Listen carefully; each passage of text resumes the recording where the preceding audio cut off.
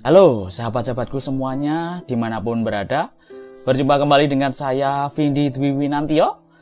Dan sungguh bersyukur pada kesempatan hari ini saya bisa kembali hadir untuk menyapa dan berbagi atau sharing kembali kepada teman-teman atau sahabat-sahabatku semuanya.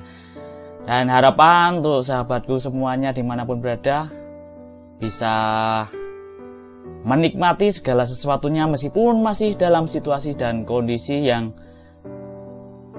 seperti ini, yang pandemi ya, sehingga harapannya tetap penuh bersyukur dan penuh ikhlas untuk menjalani ini semua, dan penuh sukacita tentunya untuk semuanya, dan harapan sehat selalu dan tidak kekurangan suatu apapun, dan bisa menjaga situasi dan kondisi dan serta keadaan psikis kita dengan kondisi yang baik.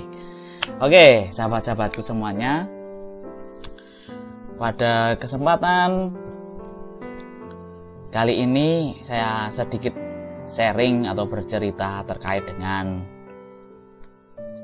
segala sesuatunya di dalam kehidupan kita itu, atau pada dasarnya manusia itu memiliki beberapa hal kebutuhan yang memang harus dipenuhi, yang harus diberi. Yang pertama yang jelas kebutuhan biologis. Nah, itu harus dipenuhi, kebutuhan biologis dan kebutuhan psikologis itu harus dipenuhi.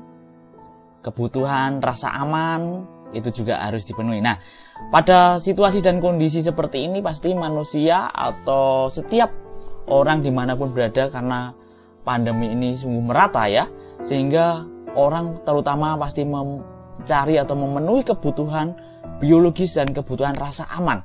Nah, kedua hal ini yang harus dipenuhi oleh setiap orang dimanapun itu berada.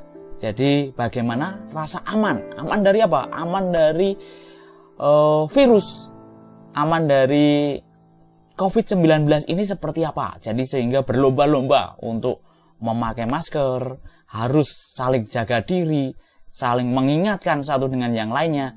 Nah, disitulah rasa aman dibutuhkan untuk semua orang. Satu dengan yang lainnya saling menjaga, saling memberikan rasa aman.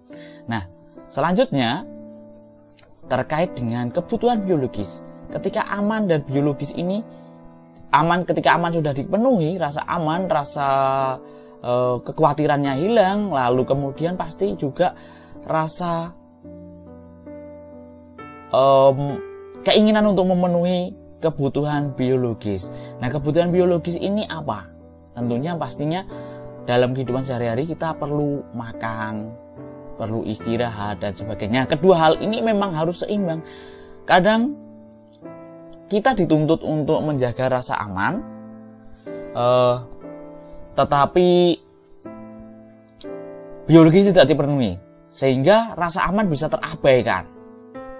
Nah, itu karena berpikirnya kita mengutamakan rasa aman, tetapi saya merasakan lapar, gitu.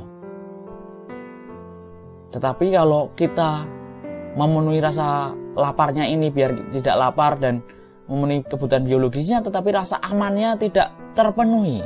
Nah, akhirnya kedua hal ini memang harus berdampingan dan harus dipenuhi bersama-sama, harus dipenuhi bersamaan. Jadi tidak bisa dipenuhi rasa aman dulu, rasa rasa aman dari ancaman COVID dan rasa kekhawatiran tetap memenuhi biologis akhirnya, sehingga kedua hal itu harus dilakukan bersama-sama. Nah, apa yang ingin saya sampaikan dari kebutuhan dua hal, sebenarnya pada dasarnya ketika membaca referensinya Maslow itu ada 5 hal kebutuhan pokok yang harus dipenuhi oleh setiap manusia hingga tahap aktualisasi diri. Nah, boro-boro mikir aktualisasi diri kan begitu ketika kondisi seperti ini. Tapi banyak hal orang ingin mengaktualisasikan dirinya dengan berbagi dan berbuat banyak hal yang berguna bagi orang lain dan bermanfaat bagi orang lain. Misalnya membantu dan memberikan makan kepada orang berapa ratus nasi bungkus perharinya. Nah, itu salah satu kegiatan-kegiatan yang mungkin dia sudah merasa aman, dia merasa kebutuhan biologisnya sudah terpenuhi, rasa cinta kasih sudah terpenuhi, rasa harga penghargaan dari orang lain terpenuhi, dan kemudian rasa untuk mengaktualisasikan diri ini, kebutuhan itu yang kemudian dituangkan dalam kegiatan-kegiatan sosial, biasanya seperti itu salah satu cirinya. Nah, beberapa hari yang lalu saya ketika jalan keluar dan cari roti bakar, sedikit ada cerita, saling bercerita dengan yang jualan roti bakar tersebut. Cerita bahwa dia itu dari salah satu kota itu yang ada di Jawa Timur. Dia berangkat dari kotanya dengan berpikiran bahwa di sana, dengan tujuan yang di sini di Jakarta, ya intinya mau kerja. Pilihannya hanya dua, kerja ikut orang atau buka usaha sendiri. Dia berangkat dengan mungkin bekal seadanya, yang maksudnya dalam artian dia punya bekal modal ya, tentunya pastian. Dia bisa ngekos dulu kurang lebih 1 minggu, kemudian sambil cari informasi gitu. Cuma pilihannya dia cari kerjaan atau buka usaha. Tetapi dalam proses mencari informasi dan sebagainya mengenai tempat itu, dia akhirnya menemukan informasi untuk tempat jualan roti bakar, gerobaknya, kemudian alat-alatnya selengkap itu semuanya dibeli. Akhirnya juga cari tempat, akhirnya dapat. Nah, dia bercerita bahwa dari rumah itu dia ingin, intinya dia bagaimana tetap survive, bagaimana dia tetap hidup dan bertanggung jawab atas hidupnya sendiri. Artinya disitulah bapak yang jual roti bakar ini menceritakan bahwa entah ini disebut pelarian atau apa, yang jelas perbuatan saya masih positif untuk menghadapi tantangan dan rintangan yang sedang terjadi saat ini, yang harus saya tanggung, yang harus saya lewati, sehingga saya harus berjuang sekuat mungkin dan semaksimal mungkin. Sehingga dengan demikian bapak yang jualan roti bakar itu bercerita akhirnya menemukanlah tempat dan perangkat itu semua, dan sehingga dia membuka jualan roti bakar. Nah, dari sebuah cerita tersebut sangat menginspirasi bagi saya pribadi, dan harapannya juga ini bisa bermanfaat dan menginspirasi teman-teman yang lain dan sahabat-sahabatku smart luar biasa tentunya dimanapun berada, dengan cerita kisah usaha perjuangan bapak tersebut, bahwa kondisi seperti apapun ketika ada niat dan usaha semaksimal mungkin, semuanya pasti ada jalan keluarnya. Jadi yang perlu kita petik dari cerita itu tentunya bagaimana kita berusaha, bagaimana kita bisa mampu menghadapi itu, dan penuh syukur dan ikhlas, katanya seperti itu. Dari cerita bapaknya tersebut bilang seperti itu. Memang yang berat itu mas, kita mensyukuri dan ikhlas menjalani segala sesuatunya.